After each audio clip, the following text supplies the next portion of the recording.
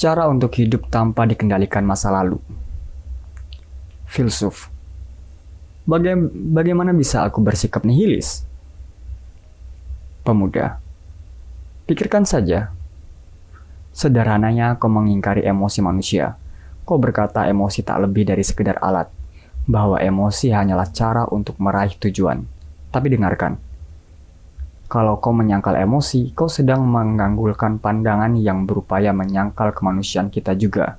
Karena emosi kita dan fakta bahwa kita diombang-ambingkan segala macam perasaan, itulah yang menjadikan kita manusia.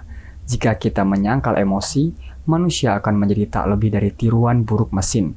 Kalau itu bukan nihilis, lalu apa? Filsuf. Aku tidak menyangkal bahwa emosi ada. Semua orang memilikinya, itu pasti.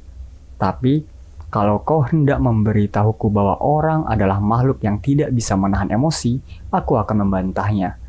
Teori psikologi Adler adalah bentuk pemikiran, filosofi yang sama sekali bertolak belakang dengan nihilisme. Kita tidak dikendalikan oleh emosi. Dalam artian ini, meskipun menunjukkan bahwa manusia tidak dikendalikan. Dalam artian ini, meskipun menunjukkan bahwa manusia tidak dikendalikan oleh emosi, teori itu juga menunjukkan bahwa kita tidak dikendalikan oleh masa lalu. Pemuda. Jadi, manusia tidak dikendalikan oleh emosi dan masa lalunya? Filsuf. Oke, misalkan ada seseorang yang orang tuanya bercerai di masa lalu. Bukankah ini hal yang objektif? Sama seperti air sumur yang selalu bersuhu 18 derajat. Tapi kemudian, apakah perceraian itu terasa dingin atau hangat? Jadi persoalannya adalah sekarang, hal yang subjektif, terlepas dari apa yang mungkin terjadi dulu. Makna yang diberikan pada peristiwa itulah yang menentukan seperti apa masa kini seseorang. Pemuda. Persoalannya bukanlah apa yang terjadi, tapi bagaimana menyikapinya. Filsuf. Tepat sekali. Kita tidak bisa kembali ke masa lalu dengan mesin waktu. Kita tidak dapat memutar balik jarum waktu. Kalau memilih tinggal dalam ateologi, kau akan terikat oleh masa lalu dan tak akan pernah bisa menemukan kebahagiaan. Filsuf. Itu benar. Kita tidak bisa mengubah masa lalu dan itulah sebabnya hidup ini begitu sulit. Filsuf. Hidup ini bukan hanya sulit kalau masa lalu menentukan segalanya dan tidak bisa diubah. Kita yang hidup hari ini tidak akan bisa lagi mengambil langkah-langkah maju yang efektif dalam hidup. Apa yang akan terjadi sebagai hasilnya? Kita akan berakhir dengan jenis nihilisme dan pesimisme yang hilang harapan pada dunia ini dan menyerah dengan hidup. Pandangan ateologis Freud yang dicirikan dengan keberadaan trauma merupakan determinisme dalam bentuk yang berbeda dan jalan menuju nihilisme.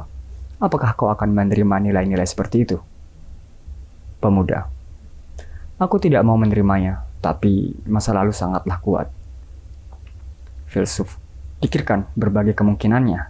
Kalau seseorang berasumsi manusia adalah makhluk yang bisa berubah, rangkaian nilai yang didasarkan pada ateologi menjadi tidak dipertahankan, dan tentu saja dia harus mengambil posisi teleologi.